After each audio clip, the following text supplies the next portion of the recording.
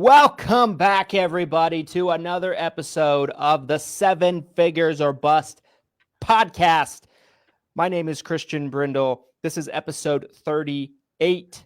I'm joined with my co-host, Glen Shelton, and our first guest appearance that we've had on the show since we revised the format and Glen and I started doing it together. I'd like to introduce her title on the screen, you might notice, is the Queen of Social Security, Miss Joanna Wyckoff, the admin of multiple very successful Facebook groups, Medicare Mentors for one, the Insurance Ladies, I believe, is another. There's several others. And founder, CEO of Top Flight Insurance Solutions. Joanna, welcome to the show. Thanks, guys. We are old-time friends. Christian, I was just thinking while I was getting ready this morning, I was like, I think I was on one of your very first podcasts that was public to agents. I think it was like your episode 100 or something for Everything Medicare back in 2019. So Christian and I have been podcasting together for years. We really have. It's not an exaggeration. And I mean, I feel like every time we do a piece of content together, the first thing I always say is, it feels very easy. By the way, Glenn, can you try to pin the stream in the Facebook group? It's not letting me, and it's driving me crazy. I'm on it for Brindle Nation. I will get this pinned. Thank ASAP. you. Thank you, yes, Boo. Sir. Thank you, Boo. We got a special episode today, you guys. We have a special episode today. I'm excited for this. We do. We have some awesome topics to kind of cover with you guys today with Joanna. Super excited about it. The first kind of like introduction topic that we're going to kind of be addressing is, I feel like a lot of agents know about it, but I also feel like a lot of agents don't. And it's kind of surprising to me because I feel like it's been kind of maybe not a huge deal, but it's been fairly well broadcast by the carriers and in trainings and things like that. Yes. And that's this FEMA SCP Change. So I will kind of quickly just explain what's going on. And then Joanna, I'd love to kind of get your reaction kind of to it and your thoughts on it. I know that you recently did a show. Quickly give us a plug for your podcast, by the way, that you do with Kathy. I know you did an episode about this recently. She's nervous, you guys. She's nervous. It was released yesterday. The Insurance Business Babes on all platforms. You can find it on Amazon, Spotify, everywhere.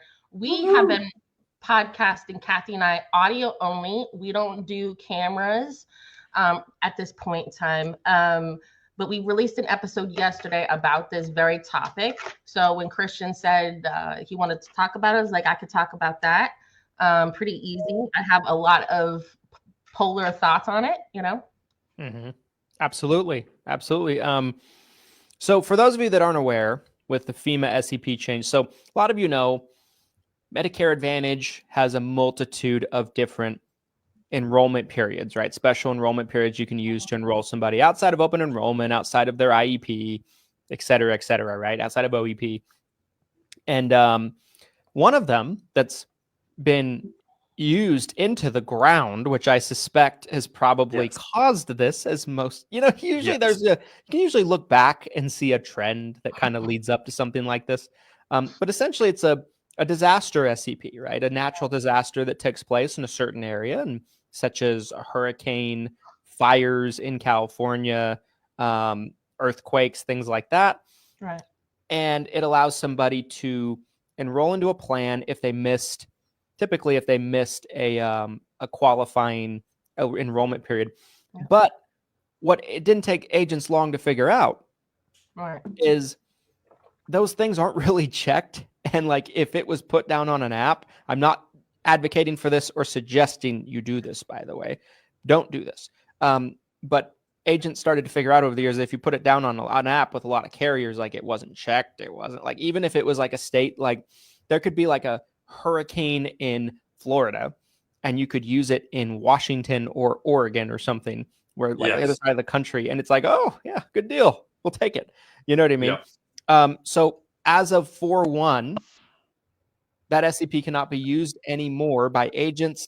And the only way I'm going to take advantage of it is to call 1-800-Medicare and self-enroll. No broker, no agent, Right. no physician, no carrier. They can't even enroll direct to carrier, is my understanding.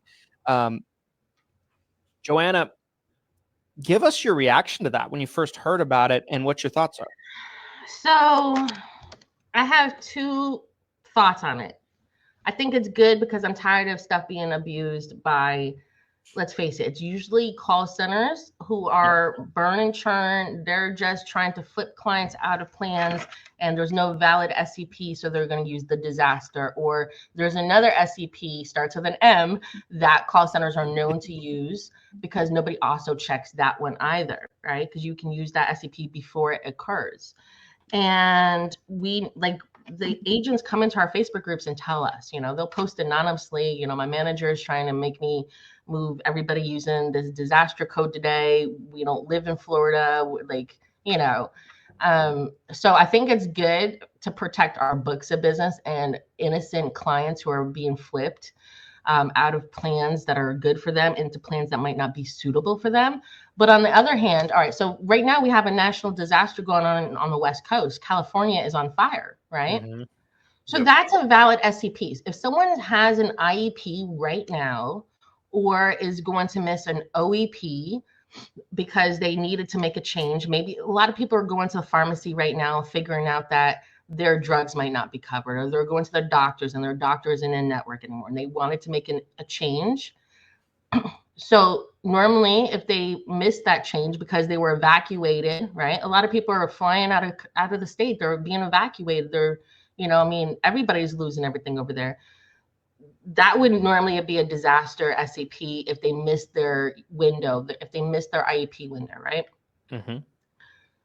It removes the agent, Joanna, Christian, as the AOR. So if that's my client, or I did the education and we talked before Christmas and their birthday is 2/1 and they wanted to, make a change and then missed it, it removes us as the agent of record.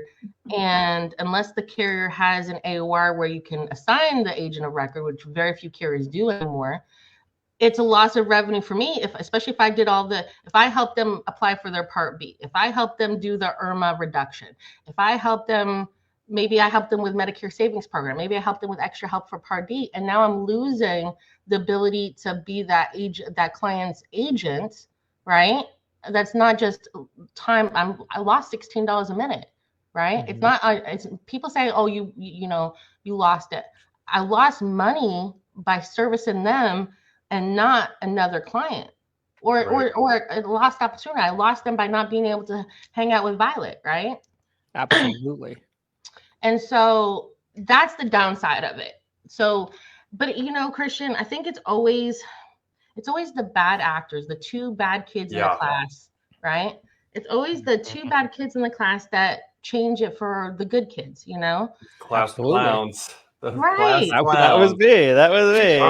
You were the class clown. Sorry. Christian ruins it for everybody. If you ever get a chance to talk to anybody that went to high school with me, they're like, he was obnoxious. He was a terror. Maybe we have a podcast. Let's get some people who knew you in high school on the podcast. Let's do that.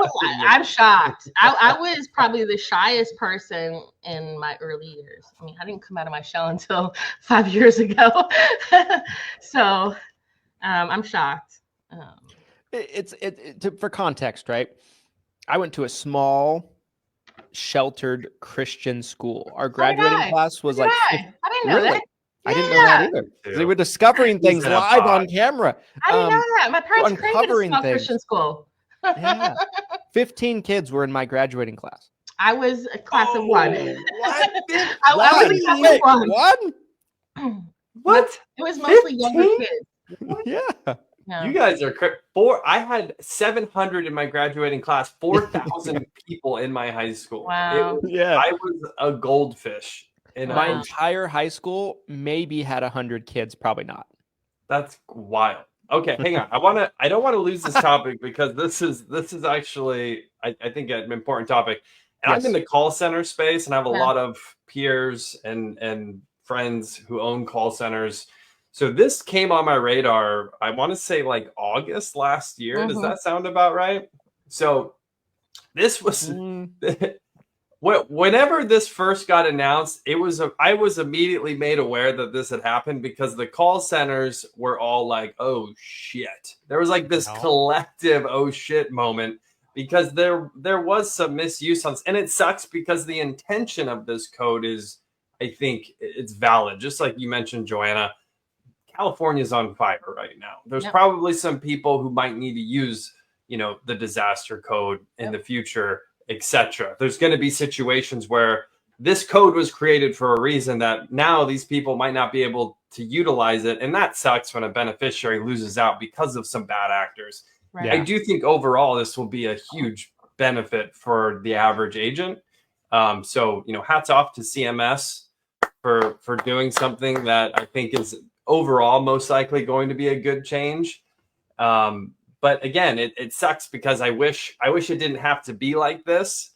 I wish we could still have, if only the people who were misusing it got shut down, right? And we didn't all get locked out. That's what I wish could happen. But I think I'd rather have this happen than, these call centers continue to ramp up in the off season, essentially abusing the disaster code, which is what I've seen happen firsthand. So here's my thought. I think Joanna hit it right on the head when she said it's the two bad kids in class that act up over 100%. And over again. And let's say you're dealing with my class of 15 and there's two bad kids. A lot of bad kids. The other 13, it's like 15% of the class. No big deal.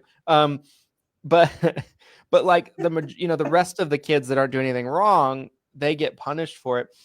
I never like to see any situation where a client, in order to use an election period that they might have to use, has to call CMS and cut us out. I never want to see that. That's bad for sure. I don't like that. Not just that, but not everybody who answers the phone at the government knows the plans, like Christian knows the plans in Salt Lake City, like Joanna knows the plans in Georgia and Houston and wherever else I work. Like they don't know the intricacies of the plans, and this is what I said on my podcast is like, I have plans that give special benefits, like 4 hours of Papa Pals, for different things that are, you would really have to know that summary of benefit because it's not on the highlights. You know what I'm saying? It's not on Sunfire. It's not something that they're seeing on ConnectSure. Medicare.gov doesn't even show most of the plan benefits. It just says transportation check, dental benefits check. It doesn't show the intricacies and the actual dollar amount of OTC benefits. It doesn't. You can't. So if you're looking at Medicare.gov and my mom calls and says, "Hi, honey, I need a new plan. I went to the pharmacy and they don't cover my Mounjaro," and they just put her in a plan that covers her Mounjaro, maybe it takes away a benefit that she was expecting to use, I mean, I'm an agent first. I've been an agent since 2016. I have my own book of business. I actually had to work this past AAP.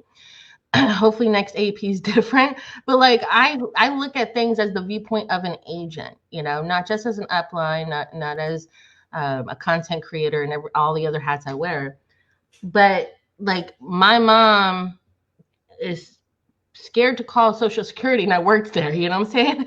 Like a lot of consumers just won't call the government because of their perception, and they might not be service timely, but how many times have people gotten wrong information from a government entity? All the time. Constantly. I correct people. I have. I correct people going to other old Social Security offices because, the knowledge is not the same across the board, and I learn things every day too, right? So I just worry about their experience with that. But I do understand. So here's the thing that I told Kathy. Every carrier and CMS knows all of the work that has my NPN on it. The business I wrote with the disaster codes. Why not punish the kids with the disaster codes too much? If you used 100 disaster codes last year and you don't live in Florida with all the hurricanes during hurricane season, that's who you should be targeting. You know what I'm saying? Why are you targeting Joanna who didn't use any disaster codes last year? they don't have the ability to micromanage the situation. That's the problem here. And even though the carriers are supposed to be the ones, right? The carriers are supposed to be the ones that enforce the CMS rules, because CMS doesn't have the infrastructure to police the agent force. It's still not happening. So that's why they have to blanket rules. Here's my final thoughts on this, though, is if you had to pick one or the other, right? You have to pick either this continues to get abused, or you have to pick that you can still have access to it when you need it. My understanding is that the average agent probably doesn't use it very often and probably has a higher risk of losing clients from it being abused. So it's a net positive to the average agent. That's my takeaway. And if I had to pick, this is probably better than these call centers that are like just nuking it, just absolutely abusing it. But I have my thought process is what's next, because we saw this in the ACA space. Yes, AOR abuse. Our minds were in sync on this. There was an AOR abuse, and now we all have to call in third. That's true. And it's like, what's next? Because they're trying to squeeze agents out. Like, let's face it. Like, I think if they could get, and there's a carrier who said, if we don't have to pay agents, we're not going to. Yeah, absolutely. Absolutely. It's a slippery slope. It's a slippery slope for sure. And here's to kind of piggyback off that with my final thoughts. I hate to break it to people, but that's not the only SCP that's being abused.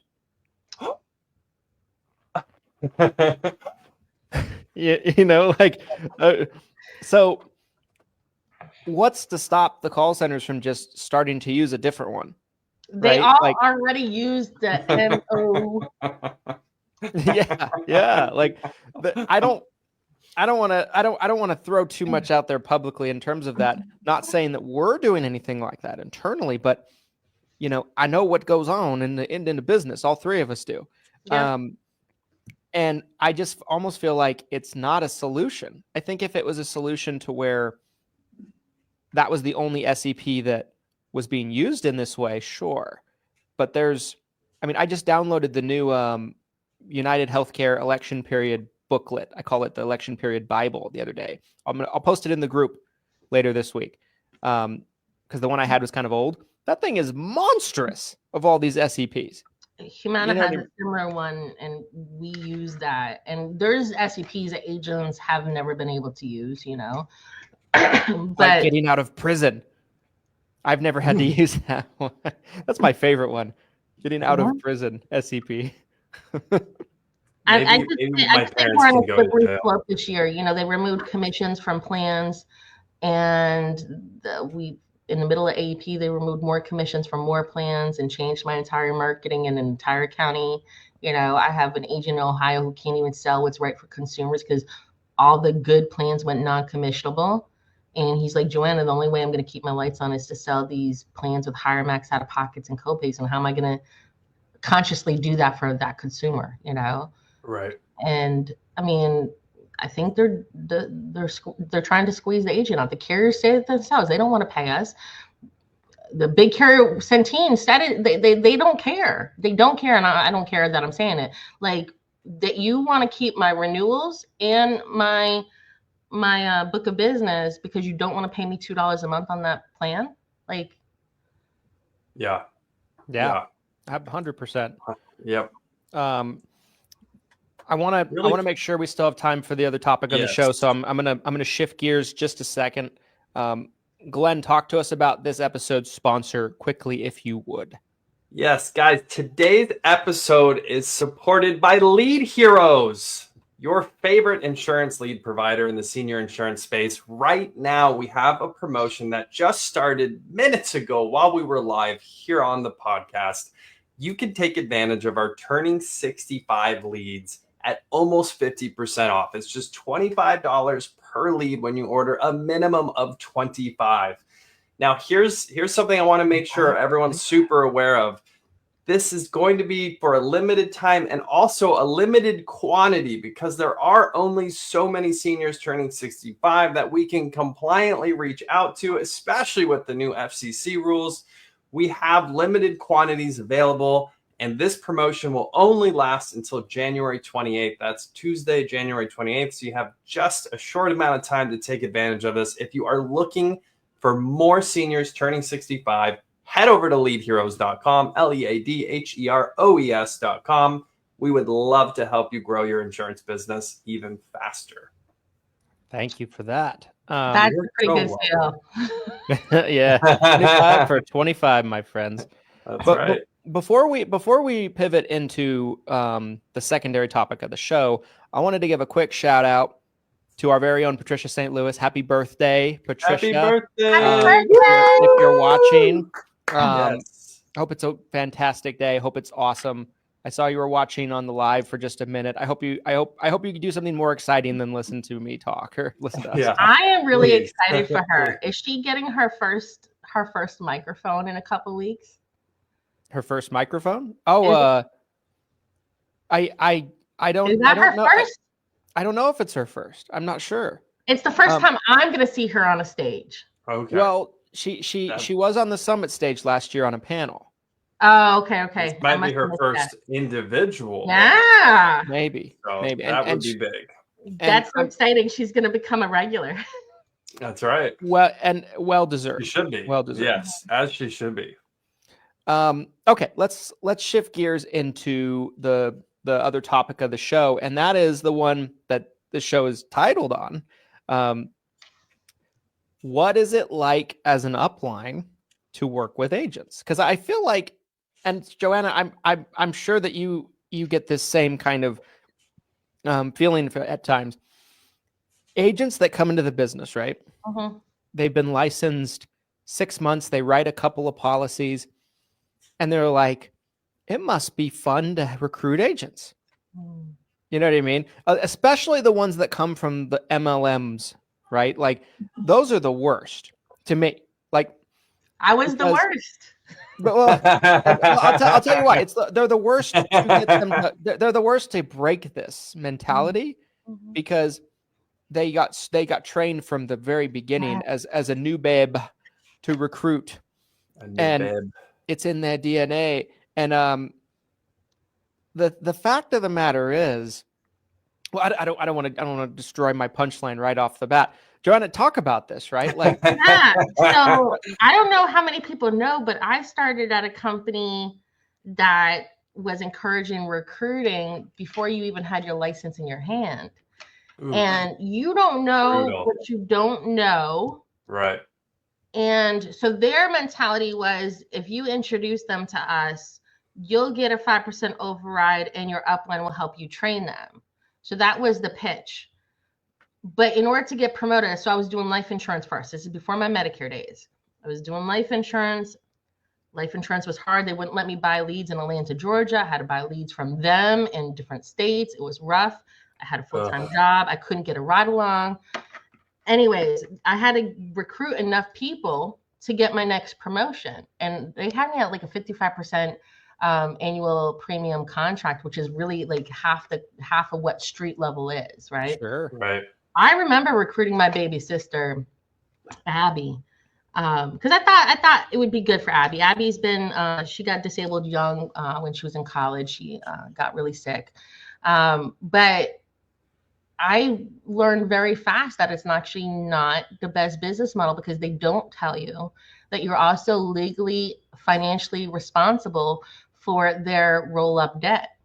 And Abby wrote a policy. It was in good faith. She wrote a policy with a carrier that does advances, and that client canceled it like 2 months later. And then Abby didn't have the money to pay back that commission. You know, she's on disability, but the money was already spent. Being her upline and her JoJo, you know, I ended up having to pay it back, but I was like, that kind of sucks, you know? And I think that's where, like, there's not that much risk in the Medicare space, but I just got a text message from one of my managers this morning. A newer agent that is new to us tried to get advances on a product recently, and their persistency rate in just the last 2 months is in the toilet. And we're like, we're not advancing on that, you know?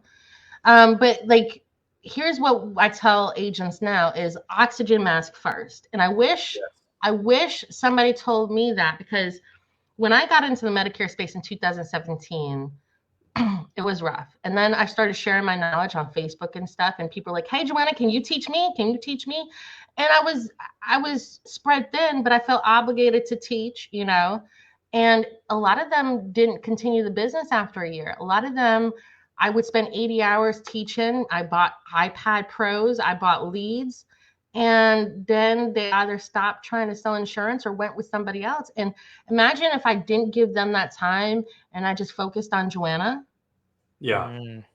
You know, so I really wish my former mentor said, stop, don't recruit. If somebody wants, you know, to work, send them to me. And I'll Bad mentors out there. I said it yesterday on the we pod. we just There's talked some about this bad yesterday. mentors out there. You got to be careful. I feel like you touch on such a great point, because when you first get started building the business, yes, you have zero money coming in, zero revenue.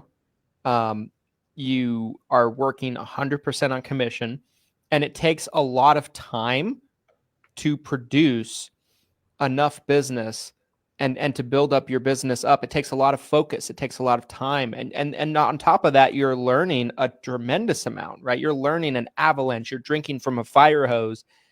At the same time, you don't know what you're doing. You're spreading yourself too thin because you're trying to, you know, teach someone else something. It's the blind leading the blind.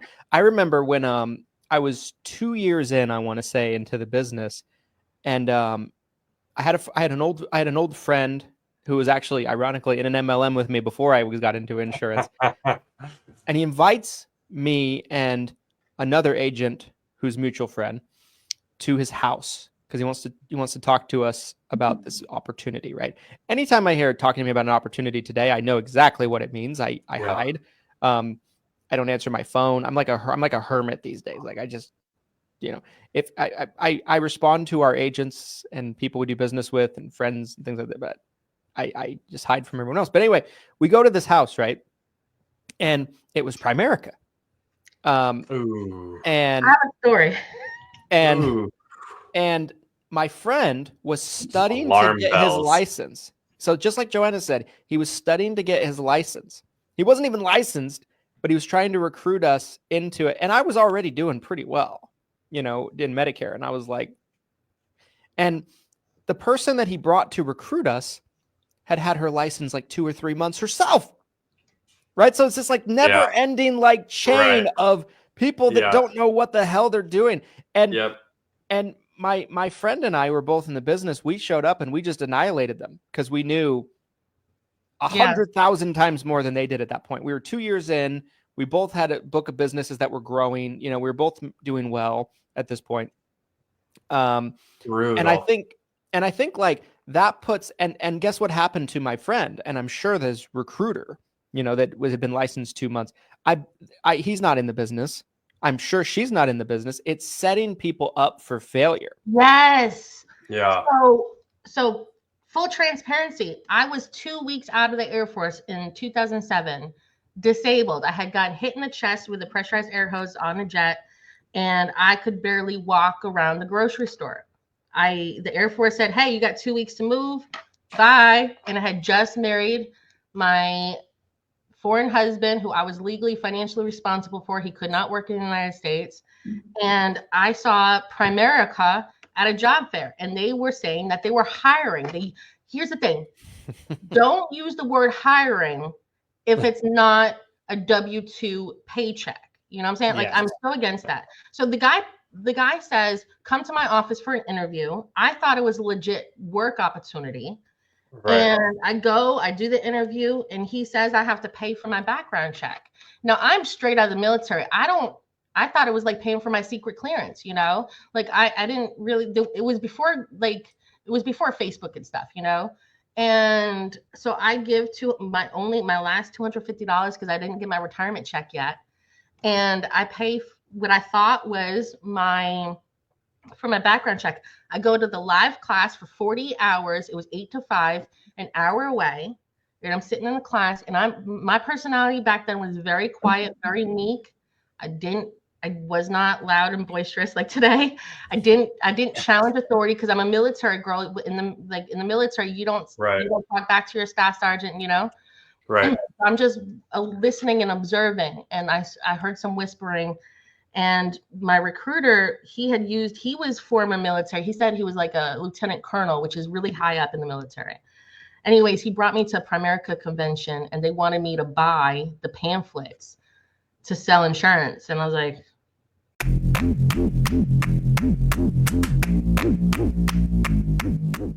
this episode of the Seven Figures or Bust podcast is brought to you by the Figure University.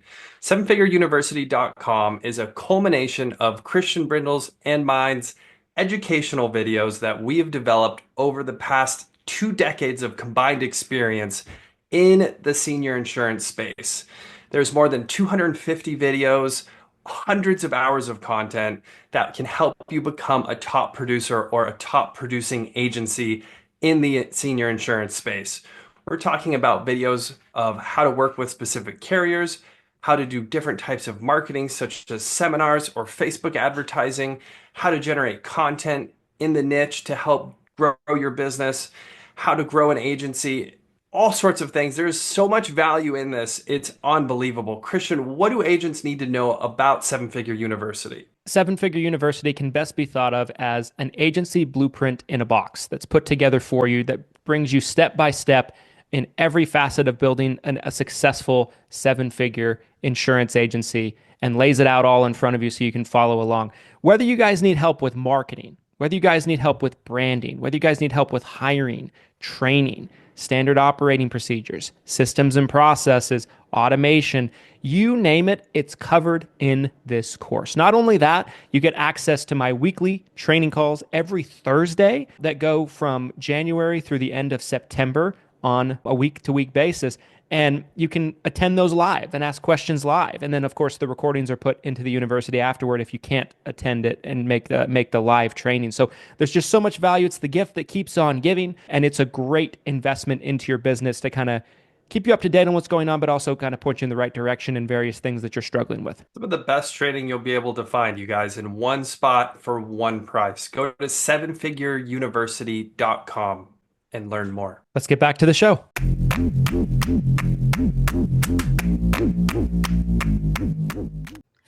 And anyways, he wanted me to make a list of people I knew. And I said, I literally just moved here from Idaho. I don't know anybody in Georgia. I know my foreign spouse who doesn't have a social. and they didn't pursue helping me. I had spent $250, but I was like, I need a job because I had to pay an electric bill. I had to pay bills, you know? Right. Mm-hmm. And so that was the last I heard from them. When I got back into insurance in 2016, I was already working at Social Security. I was making decent money. I had just finished my master's a couple years before. The reason I got into insurance again was to pay off my master's degree, ironically. But they didn't tell me that I had actually paid for a temporary license in the great state of Georgia, and they mailed my temporary license to their business address, not my address. So I didn't even know that I had a temporary license that I paid for. Like, shame on you. Wow. Like here's the thing. If you're going to recruit, tell the entire story. When agents talk to me and say, hey, Joanna, I think I want to, get into insurance and sell Medicare like you. I see you traveling the world. I show the entire story, not just the glam and the glitz and, how I work from home and whatever, because it wasn't always like this, Sure. It's not like that day one, week one, year one. 5 years ago, Christian and I were in the middle of COVID, having COVID parties, I mean, Mm-hmm. The thing is, you have to tell the entire roadmap of what it looks like, right? Yep. And tell them the full transparency of the cost and the work that goes into it. Because, I mean, it is a fantastic business. I am so grateful that I did get my insurance license. I'm so grateful that I found my way out of the MLM and into Medicare, which is my heart and soul, my bread and butter. I love Medicare. But it's not all glitz and glam. A lot of people don't talk about how Christian and I do 35 certifications every summer around the country. They don't talk about all the meetings that we're required to go to and all the compliance that we have to do, Yep. And we have to do more compliance than the regular agent. We have to help agents respond, Christian, to allegations. Like last week, I was fighting 2 allegations in different parts of the country for agents that were good agents, you know? Yeah. Yeah. I think, you know, I think people have a perception that it's all fun and games to have agents that work with you and partner with you as an upline. And I think it's a lot of work. And that's what I tell people, right? Like, and I think if you're not prepared for that, right? And if you want, you want to write a lot of business, that kind of thing. Like I look at our business today, I spend a lot of time working with our partner agents, but we have so many of them now. I can't personally be with all of them all the time either. And I don't write business anymore, right? Like I've had to build our company in a way to where others write the business internally, right? In our staff, like we have such a big staff now, Glenn and I, and I can't imagine. I mean, and when I first started working with agents, I was trying to do it all. I was trying to write business. I was trying to work with agents like that. And I did that for probably about 2 years. The final year, I thought I was going to die because I was working. That was me last year. I was working 100 hours a week, 80 hours minimum. And, I was just running myself into the ground because you try to do everything, you end up suffering at everything. Right. Like, and it's an interesting kind of dynamic. Glenn, talk about it, right? Because you've been an upline now for a little bit over a year, with said merger. Talk about like what do people get wrong about being an upline? Like what was your perception coming in versus what it looks like now? Like talk about it. I think it's worse than I even could have. By the way, end stream, guys. End stream. There we go. There we go. Before he continues, I want to say we love our agents. We love our partner agents. Our agents are amazing. But let me clarify. It's hard sometimes. Yeah, let me. It's hard. I love being an upline, but it's hard. Yeah, it is. But let me clarify. So again, I have seen like from the marketing side of the business and running Lead Heroes for a decade now. I have seen behind the scenes what it's like to be an upline at some of the biggest organizations. I've understood the metrics. I've worked with agencies and agents firsthand. Like, I understand that a lot of agents come into the business with these expectations that are completely wrong, right? Someone sold them a dream, or maybe they just had, they thought they could just phone it in 10 hours a week and they would get rich. Like there's a lot of agents like that just don't want to put in the work. They don't want to, really understand what it is, whether it's from, a carrier level, how a carrier underwrites a policy, or, all these different rules and regulations like you guys already talked about. So I already had an idea coming into this before, co-owning an IMO. I already had an idea of kind of what to expect, but there's even less agents than I realized who are actually committed to this as a business, working day in and day out. And it's tough because, just like Joanna and Christian and myself, like I'm here to put in 6 days a week. I'm here to work more than when I had a nice corporate job. I'm working way more than I was before I got into insurance, especially my first 3 years. My first 3 years, I was working 6 days a week. I was working evenings during the weekdays. Like I was working significantly more than I was before I got into insurance. And I was kind of one of those agents too. Like I was kind of one of those agents that got into this thinking, oh, I'll work part-time and I'll get rich. And so like I had to work through that. And it did take about 3 years before I got my footing, I felt like. So it's tough as an upline when you have this understanding now top down, being in the industry for a decade, working with agents as long as we have. It's tough to know that for every 10 agents that come through the door, you're lucky if one of them are actually going to treat this like a real business, Yeah. Yeah. I think very well said. And I think it's tricky, right? Like one thing I always tell people especially when you first start working with agents. Like, I've had a million agents over the years come to me and be like, I want to start recruiting agents. I'm like, okay, cool. They're like, what does it look like?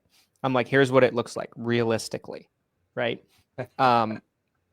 You recruit 10. Yeah. One might be good, maybe. And you're going to waste a ton of time on all 10 of them. Time, not knowing energy, who's going to be good and who's not going to be good. Resources, training, all and of you're it. going to feel guilty when the 9 that don't work out. You're going to feel like it's your fault. You're going to feel responsible. You want it more for them than they want it for themselves. Some of them might even blame you for their lack of results, right? Like, so, and this whole process might take 3 to 6 months before you get to the end. Sometimes even longer. I mean, I've been blamed for people not doing their business. And, you know, Christian and I, our business is very similar. Christian and I could be twins, you know, like we both have Facebook groups. We both have really good training universities, and our training is not like the typical IMO trainings, you know, like we don't have carriers reading summary of benefits. Like, you know, I know Christian's training and he's seen enough of mine. Like, if you don't come and participate in the relationship, how is it Joanna's fault? Like, if you're not logging into Christian's Zoom training every week and listening to him and following his instruction, not just listening, because a lot of people say that they're attending and then they're actually scrolling TikTok and Facebook. You know, they're like, I go to enough conferences where people aren't even paying attention on stage; they're on their phones. You know, but 100%. how are you going to someone's training, whoever it is, and then not applying the principles that you just learned to your business? Because knowledge without application is a waste of time. You know, it's like my bachelor's in aviation and I don't work in aviation. You know, like you can have a PhD in insurance, but if you're not going to apply the knowledge, what are you really doing? Like, you're spending time, your time and everybody else's time. Like, you know, Christian, there's a misconception that if I put my emeritus contract with you, I am entitled to all of your time and money. Yes. Right. Christian and I talk about those agents privately all the time, where again, it comes down, we have limited time, energy, and resources as an IMO. We can only sink so much time, energy, and resources into specific agents or agencies. And so it does get to a point where it's like, this person has to be cut off. They haven't written a single application. They are reaching out 5 times a day. You know, we've already helped them with marketing potentially. Like, there's all these things that we potentially already done to try to help this person be successful. And as an upline, you almost have to be like a parent. We call ourselves dads to some of our agents. And it feels like that sometimes, where it's like, okay, no more screen time. You know, that's the thing that nobody talks about, is we have to show up for the agents before they show up for themselves. Like, you want me to teach you a business before you even consider participating in the business. You know, I mean, because we often lose revenue and time and resources on someone who may never write one application under us. You know, it takes us, how many years does it take us to break even on an agent we train and give our time to? I mean, I'm at like usually like 2-3 years. I would say 2 years. If they're a decent agent who writes 100 apps a year, you know, it probably takes 2 years to break years of a quality agent. Yeah. If they even have all their business under me. Right. Yeah. Right. I think like, it's funny, right? Because it is a double-edged sword, right? I don't want people to watch this and get the perception that like it's every single moment of every single day is horrible as an upline. That's certainly not the case. That it's a great rewarding thing when you start working with somebody and you just see them grow and blossom and just grow a business. It's such a cool thing to be able to be a part of. And I will say, probably a small part of, realistically, because they did the work, right? Like, you might have you might have provided some guidance, right? You might have provided some ideas, but they did the work, right? Yeah. They're the ones that executed, did the work, and at times, they might even figure some things out on their own, right? Through trial and error, things like that.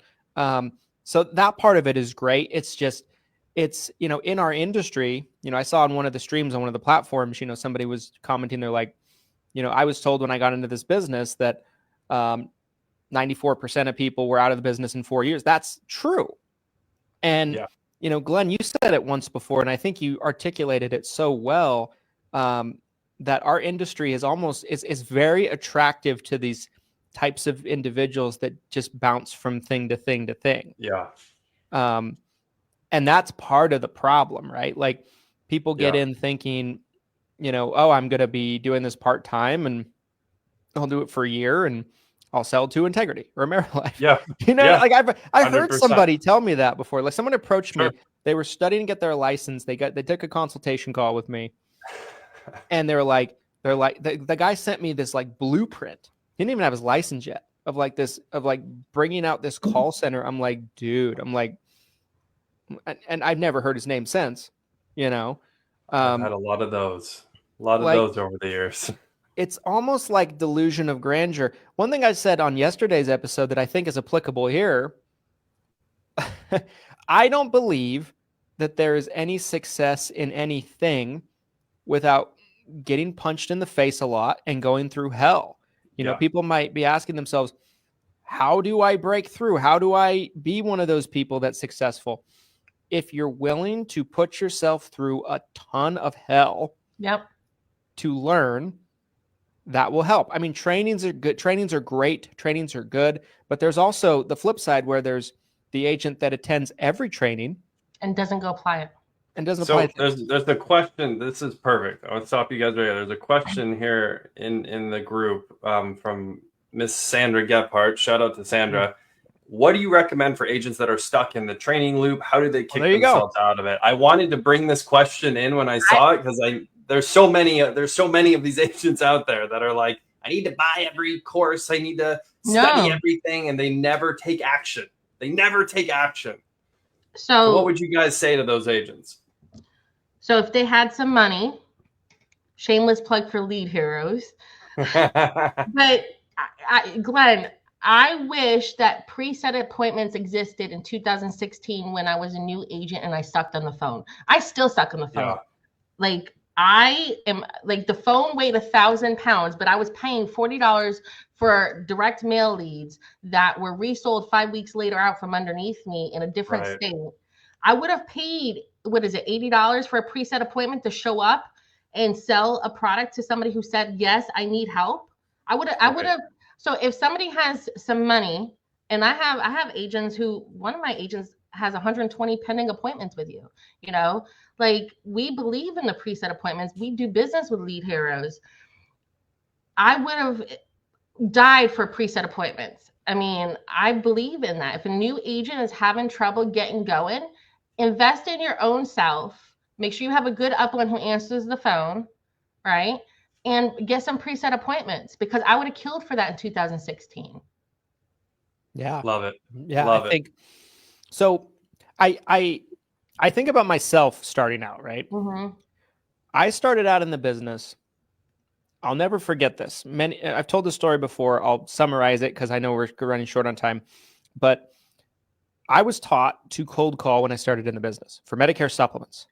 I always have to say that because I know what your past is. Someone's going to come at. Yeah, Joanna and Christian are very different. You couldn't get Joanna to cold call nobody, not even for dental. 2014, it was a different time, right? So, but that's what I was taught. Even back then, it was not an efficient way to grow your business. Right. But that's what I was taught to do. I didn't know anything. I was 20 years old, 21 years old. And so I remember in the beginning my hand would shake when I was going to pick up the phone and call people. I had this theory even for a little while that if I called just women, they were less likely to yell at me than men. That obviously is not true whatsoever. They were the meanest to me on Social Security. Yeah. And so my first 6 months or so, I would say, on doing that, I was not good on the phone. Mm-hmm. And I said this the other day on a pod. I think door knocking and cold calling, they're like cousins, you know, this is similar type of difficulty. But that's what I was doing today. I think I'm one of the best telesales agents you can find, right? Like I did a video last year for 3 or 4 hours. I was calling Lead Hero leads and I recorded it and we shrunk it down to like an hour and a half, 2 hours. So it wouldn't be, you know, horrific to watch because it was so long, but you know, and I had no fear. I'm just like, is this over yet? You know, I'm just bored, but I got there not through going through any fancy training, to believe it or not. I got there because I made thousands, tens of thousands, probably hundreds of thousands of phone calls. Yeah. And I put myself out there. I took a lot of punches to the face to when and then eventually I got to the point where if I got punched in the face, it didn't really hurt as bad anymore. Right. And I'm a big believer in those reps and that experience and going through the pain to really kind of shape and mold you who you are. And most people don't want to go through that. Most people want the shortcut. Now, could I have built my business more efficiently and, you know, at the beginning? Sure, but I didn't know any better. But that experience is a blessing to me today because I think it made me a tougher, more resilient business person, but it also helped me develop into a really good salesperson. I'll tell you what I'm doing now, Sandra. If a new agent knocks on my door and we decide to take them, usually I put rookies under a GA or MGA, not direct to me, because they'll just get more love and I can't, you know, answer what is QMB all day. We're trying to start them with ACA instead of Medicare, because if you're not willing to do a free 4-hour certification with Open Google and go prospect and learn how to write it on Health Sherpa by asking them their name and address, they're not going to learn the hundreds of hours of Medicare stuff, you know? And so it's actually my limit test. Like if you can't write one ACA prospecting with very little regulation, you're not going to make it doing Medicare. You're never going to sell one Medicare if you can't sell one ACA, you know, because I can walk into McDonald's and sell some ACA to the cashiers who don't get group health insurance at McDonald's. I can sell, you know, ACA walking around barbershops and nail salons and stuff. You know, if you do enough prospecting, and this business is an activity game. You're not going to have activity sitting at home watching podcasts. Ironically, we're on a podcast. You're not going to don't turn off. Don't stop watching. Don't listen to her. We got 5 minutes left. This but like is the last time Joanna's a guest. You guys. I'm the last time. I don't want you watching Joanna's Social Security training if you're less than 10 apps in. I don't want you. It's not the right training for you at the right time. I don't want you watching our succession training and our ESRD training. I don't want you watching that if you haven't done some apps. I want you out there prospecting. Watch our prospecting trainings. Watch how we do stuff. Watch my how to do an event training. You know, watch how Christian does his how to dial an appointment. Right. I want you to do the new agent bootcamp stuff and then go apply. Get out the house. You're not I have a different perspective than Christian. I think it's easier to learn the business at the kitchen table out in the field than it is on the phones, because it's less personal, you know, like I had the word. I agree with that, by the way. Yeah, I agree. Yeah, I agree. Because like for you to look up stuff on, you know, the carriers' websites, people will be like, "Are you there? Hello?" You know. If you're face to face, they can see it, you know. And for some clarity on that, like when I was starting and I was making cold calls, to make appointments at their house. Like back then, it was almost impossible to do telesales, especially for Medicare Advantage, right? Yeah, like there was no signatures back then, right? Yeah. There was no e-apps or anything like that. The dark but no, ages. I completely agree. I did for my first. I don't think I did an electronic app until I was 3 or 4 years in, and so I couldn't agree more with you because, you know. It's way more difficult for someone to slam the door in your face or walk you out of their house than it is to hang up the phone on you. It's much easier to do that. So I think your conversion rates will be higher too, no matter how bad you are at the beginning. For sure. Some people will take pity on you because they're But- looking at your dopey face at their kitchen table, and you're like, Yeah. they're like, oh, look at this little guy. If You know. I would focus on selling an easier product first gal. before Medicare. Like everybody in the world has teeth. Well, most of us. Sell dental. Like, there's successful people who just made it by selling dental. You know what I'm saying? Sure. Pick your favorite dental product. Just sell dental. Sell ACI. You know, dental doesn't have any, requirements. You don't need an FFM or AHIP or anything. But there's successful Right. people who just sell dental. If you Guaranteed can't sell history. dental or not willing to sell dental and ACI, you're never going to make it in a world of regulations and compliance. Right. I love that. I love the litmus test idea. The stat I've been sitting on that I wanted to share on the stream, you guys, that I don't think we've discussed yet is, the average, and I can't remember exactly what the origination of the stat is, but I've heard it repeated many times, and I do believe it to be true, especially being an upline, that the average licensed Medicare agent is only going to write about 4, maybe 5 apps a year. So essentially a 1 app per quarter. That's what the average licensed Medicare agent is going to produce. So understanding that. And again, I think what I love about this episode today is I feel like so much accurate information has been shared. If someone's coming into this with the idea of, I'm going to be a recruiter, I'm going to be an upline, I'm going to start my own agency, I hope they get a chance to listen to this podcast and understand what they're really getting into, because it can be a really rewarding, a really rewarding business to be an upline. I think it's very, I think the analogy of a parent works really well, because you do have to treat some of these agents almost like children and be like, hey, listen, like, you're doing this wrong, or, you really need to go a different direction. I've done this before. You probably shouldn't be doing that, etc. So being a parent is super rewarding, but the day-to-day can be brutal sometimes, right? I mean, if you have kids, there can be days where it's just really tough. But I want to say one more thing along with the parent thing. Yeah. There's plenty of agents of ours that, we refer to them as they're dads. And we don't look at that. We don't look at there's plenty of them. I don't look as children, some of them are very self-sufficient. I don't want anyone to get the wrong idea of that. Sometimes it's just a joke, sometimes it's just a funny thing. Yeah. But you're right. Like with the agents that you kind of almost do have to, act in that way. I think that's a great analogy, right? Because, you love seeing your kids grow up, develop, get more skilled, get stronger, get more confidence. But it's not always easy. It's very hard. It's been so rewarding. And if you've ever seen me around the country at events with my agents, I love spending time with my agents. As a matter of fact, I do Zooms with prospect recruits. If you can't get on a Zoom with me and we vibe, I probably won't recruit you or offer you contracts, because I don't give contracts to people I don't want into my house or sitting at my dinner table.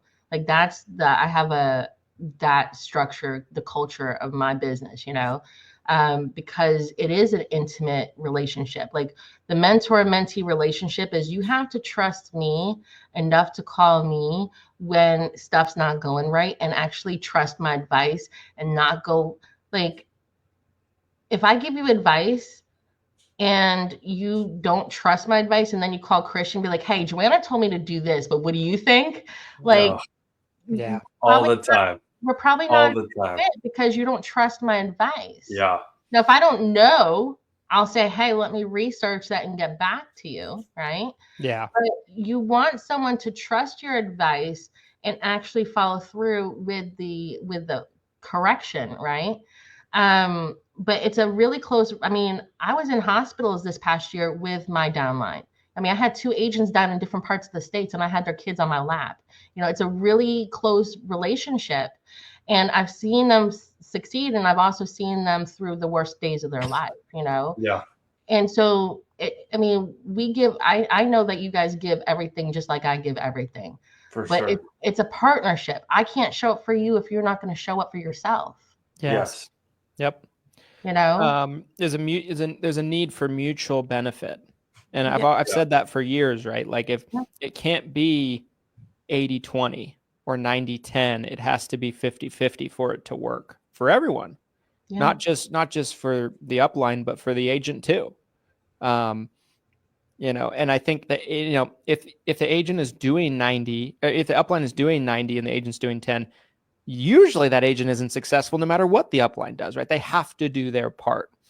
So I think that's so true. I know we're getting close to the top of the hour, you guys. I wanted to kind of transition into some final thoughts on this episode. This was a banger, by the way. Joanna, thank you for being on, and thank you for doing this. This was fun. As always, it always is. Glenn, let's start with you. Final thoughts on this episode's topics. Man, I think this was, again, fantastic episode for anyone who wants a sneak peek into what is it like running an IMO, being an upline to agents. If you're out there and you are a new agent and you're stuck in that training loop, take action. Take action, jump in head first, see the people. That's one of those sayings that I'm a huge fan of is, talk to the people, see the people, because at the end of the day, that's ultimately how this gets done. Mm-hmm. That's how the transaction of writing policies, selling insurance, that's how it gets done. It doesn't get done being on training calls, which again, Joanna, Christian, and myself, we all put out tons of training all the time because we want to help you guys. We want to help new agents, both internally in our organizations and externally. But at the end of the day, you got to pull the trigger. You got to take action. You got to see the people, talk to the people. That's how this job gets done. So those are my final thoughts, you guys. Again, fantastic episode. If you're not in Medicare Mentors, by the way, please join Medicare Mentors. Joanna runs a fantastic Facebook group over there. One of the very few I would ever recommend anybody join. And do want to thank Joanna for being on the podcast today. Joanna, final thoughts on today's episode. Yeah, I would talk if you want to start getting into mentoring agents, I would talk to your upline and ask them, am I ready to mentor somebody else? Because if you haven't done 100 applications yourself, for example, you shouldn't, is this going to take time away from your business? Can you afford to have that agent not successful? Because a lot of times people like, hey, Christian, Stormy wants to start selling insurance. I think I'm going to train her. How much time is that going to take away from your clients? Are you going to be able to financially do that, right? And then obviously advances, are you ready to eat their chargebacks, right? Right. But super valid. But be careful on who you offer contracts to, and make sure that they're a good person that you would want calling you on Friday night. And because sometimes agents think that we're 24/7, like, Google, and we're not, So be careful. Oxygen mask first. I would have your own renewals coming in first before you divert your attention to the success of somebody else's business, because if you're not there yet, it's going to be a distraction. Like Christian said, you might have 10 agents and maybe one of them actually gets it out of the mud. Yep. Well said. Yeah, guys, my final thoughts is, I think training is extremely valuable, right? Joanna's training is very valuable. Our training is very valuable. Joanna's Social Security courses, prospecting course, everything that she talked about, our book of business acquisition courses, how to run seminars courses, calling leads course, all of those are very valuable, but none of it means anything without activity. This business is made off of activity, not training. And, Exactly. To kind of address, the extremely great question that Sandra asked earlier in the stream on the Facebook group, that was, how do agents get out of that? It's activity, man. There's no other answer than activity. There's no magic pill. There's no magic pill. Again, you have to be uncomfortable. You have to get rejected. You have to lose sales. You have to go through pain. And I think too many people are just afraid of that. So I would tell people, try to go through that as fast as possible, because the faster you go through it, the faster you're out the other side, and the faster you are growing. And that's what I would say. Great episode, guys. Really, really appreciate your time, Joanna. We will certainly do it again very soon. Thank you guys for watching all the way to the end. If you're watching on a platform that allows you to do so, comment #team replay. Make sure to give us 5-star reviews if you're listening or watching on a platform that allows you to do so, such as Apple. We would appreciate it. And we'll be back with another episode of 7 Figures or Bust Podcast, everybody. See you in the next one. Bye. Happy spelling.